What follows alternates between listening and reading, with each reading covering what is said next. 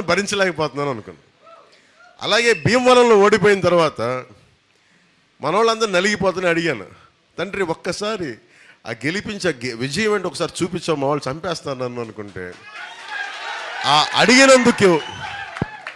అడిగినందుకు కోరికగా పిఠాపురం నన్ను పిలిచాను.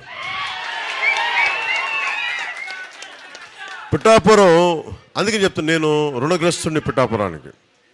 పిఠాపురానికి నేను రుణగ్రస్తుడిని. సో అందుకని నేను ఇక్కడ చెప్తున్నా, ఏదో ఒక గ్రామంలో ఇల్లు తీసుకుంటాను. ఏ గ్రామంలో 54 గ్రామాలు ఎక్కడ ఉండాలి, ఏ మండలంలో ఉండాలని ఎత్తుకుతున్నా.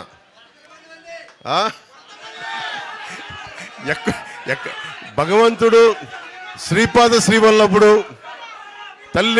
తల్లి ఎక్కడ అనుమతిస్తే ఎక్కడ దొరికితే అక్కడికి వచ్చి, కానీ అది మన పిఠాపురంలోనే ఉంటుంది. నేను మీకు అండగా ఉంటానని తెలియజేసుకుంటూ, ఎందుకంటే నేను మిగతా చోట్ల కూడా తిరగాలి, మిగతా కార్యక్రమాలు చేయాలి కాబట్టి మనస్ఫూర్తిగా మీ అందరికీ ఇంకొక మారు అందరిని ప్రత్యేకించి కలుసుకుంటానని నేను మీకు మాటిస్తాను. నేను మన టీ టైం ఉదయ్, నాకు తంగెళ్ళ ఉదయ్ శ్రీనివాస్ కంటే కూడా టీ టైం ఉదయ్ ఒక 25,000 మందికి 2017లో ప్రారంభించి 4,000 సంస్థలు 4,000 ఫ్రాంచైజీలు స్థాపించి, ఒక స్టార్ బక్స్ లాగా, ఒక బరిస్టా లాగా, కాఫీ డే లాగా 10 లక్షల ఖర్చుతోటి 4,000 మంది ఎంటర్ప్రెన్యూర్స్ని తయారు చేసి, అందరూ మనకి డిగ్రీ చేసి, మన ఇంజనీరింగ్ చేసి, రకరకాల సుఖాల్లోకి వెళ్లకుండా కూర్చొని 2 సంవత్సరాలు 10 లక్షల ఒక మధ్యతరగతి కుటుంబం నుంచి వచ్చి 10 లక్షల రూపాయలు పెట్టుబడి పెట్టుకొని ఒక టీ పొడి తయారు చేసుకొని, అది ఒక చిన్నపాటి షాప్ ఓపెన్ చేసి 2017లో స్టార్ట్ చేసినది ఇప్పుడు ఈ సంవత్సరానికి 2024కి 4,000 అవుట్లెట్స్ పెట్టాడు. దాంట్లో 1,100 మంది మహిళలకే ఇచ్చాడు ఎంటర్ప్రెన్యూర్స్గా. ఇది ఎందుకు చెప్తున్నానంటే, ఇది మన నేల నుంచి వచ్చినాడు, ఎక్కడో విదేశాల నుంచి వచ్చి ఎన్నికల కోసం వచ్చి వెళ్ళిపోయాడు కాకుండా, మన నేలలో ఉండి మన నేలకి ఉద్యోగాలు ఇచ్చి, మన నేల నుంచి సంపద సృష్టించి, ప్రతి అవుట్లెట్లో 4 నుంచి 6 మంది మనకు ఉపాధి అవకాశం కల్పించాడు ఉదయ్, మనకి టీ టైం ఉదయ్.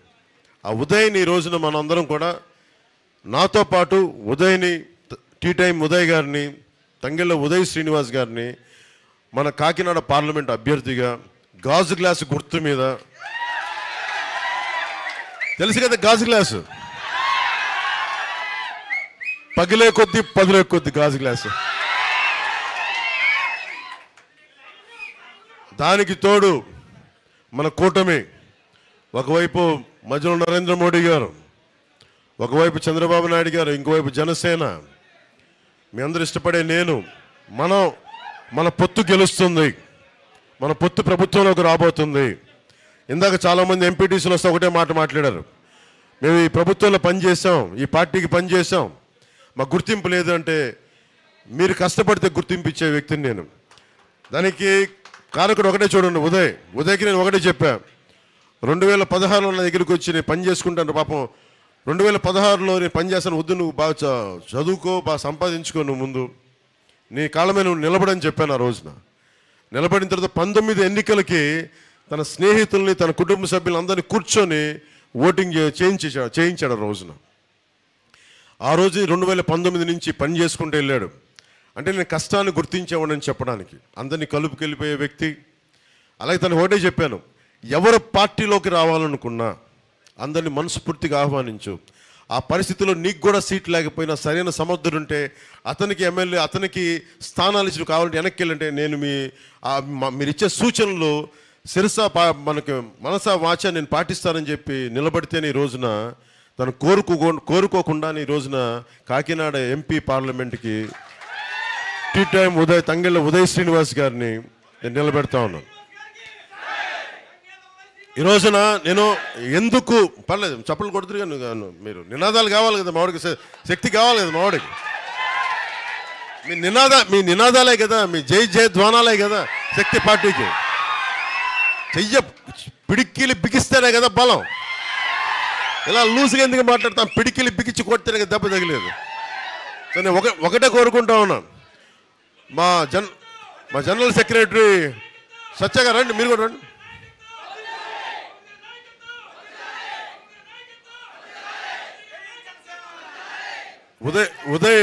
ఉదయ్ ఇంత ద్రోహం చేస్తాడు అనుకోలేదు.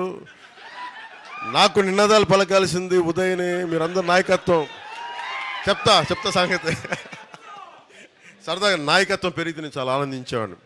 మీరు ఈరోజు ఉదయ్కి కొడుతున్న నినాదాలు నేను ఇదే కోరుకున్నా. భవిష్యత్తులో పవన్ కళ్యాణ్ ఒక్కడి నాయకుడు కాదు, 25 సంవత్సరాలు నేను కూడా నాయకుడిని చేస్తాను. 25 సంవత్సరాలు నా తరం అయిపోయిన తర్వాత కొత్త నాయకులు రావాలని ఇప్పటి నుంచే తయారు చేసుకోవాలి.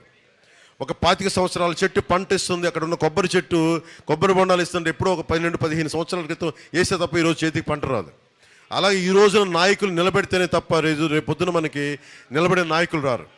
అందుకని భవిష్యత్తులో మీ అందరి నుంచి బలమైన నాయకుల్ని వార్డు స్థాయిల్లో, మనకి మున్సిపాలిటీ స్థాయిల్లో, మండల స్థాయిల్లో, నియోజకవర్గపు స్థాయిలో, రాష్ట్ర స్థాయిల్లో, దేశ స్థాయిల్లో కూడా జనసేన బలమైన నాయకుల్ని తయారు చేస్తుంది. దానికి నిదర్శనమే ఈ రోజున మన టీ టైం ఉదయ్ శ్రీనివాస్ గారు. అలాగే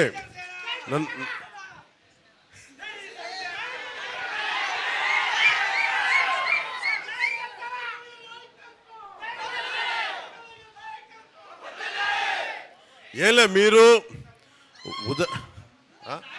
బాబు మీరు తప్పకుండా కూర్చోండి, మీరు అందరూ కూర్చోండి, కింద కెమెరాస్ కూర్చోండి, పర్లేదు, చాలా తీసిన ఫోటోలు చాలే, కూర్చో నువ్వు కూడా. ఇంక ఏం చేస్తావు, మోకాలు నిలబట్టలేదా, కూర్చో.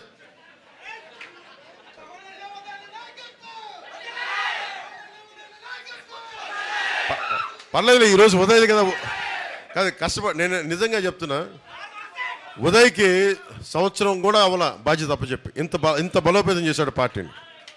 అందరినీ కలుపుకెళ్ళాడు, మన నాయకులందరినీ కలుపుకెళ్ళాడు. మన కోసం పనిచేసిన, పార్టీ కోసం పనిచేసిన దాదాపు 10 మంది పైగా నాయకులు రేపొద్దు నేను సత్కరించబోతున్నాను, వారిని గుర్తించబోతున్నాను. వారి సేవల్ని నేను గుర్తించి అందరికీ తెలియజేస్తాను. మన నాయకులందరికీ, మన చల్ల వెంకటలక్ష్మి గారితో సహా ప్రతి ఒక్కరికి నా హృదయపూర్వక ధన్యవాదాలు. నాకేలా ఈసారి చిన్న మెజారిటీతో కాదబ్బా, కొంచెం భారీ మెజారిటీతో గెలిపించాను. ఎందుకంటే నేను ఆలోచిస్తే నేను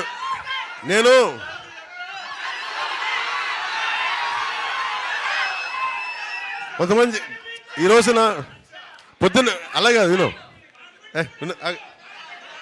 పొద్దున్నే అడుగుతా ఉన్నారు, పొద్దున్న ఎవరు చెప్తా ఉన్నారు, మరీ అంత లక్ష్య ఆశించడం దుర్మార్గం, అంత ఆశించకండి అంటున్నారు. మీరు అంటే నేను కోరుకుంటుంది ఏంటంటే, అంతేనంట, నేను కోరుకుంటుంది ఒకటే, నా జీవితంలో విజయాలు చాలా తక్కువ చూశాను, ఎప్పుడు అపజయాలు ఎదుగుతూ వచ్చాను.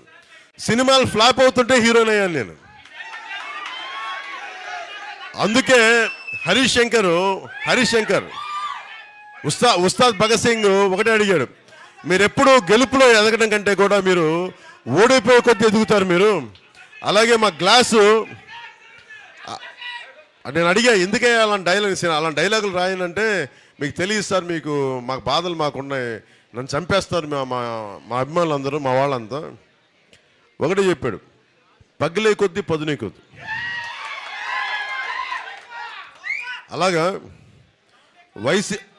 ఎగ్జాక్ట్లీ అదే చెప్పాలనుకుంటా. వైసీపీకి ఏంటి అలవాటు చేసుకుందాం.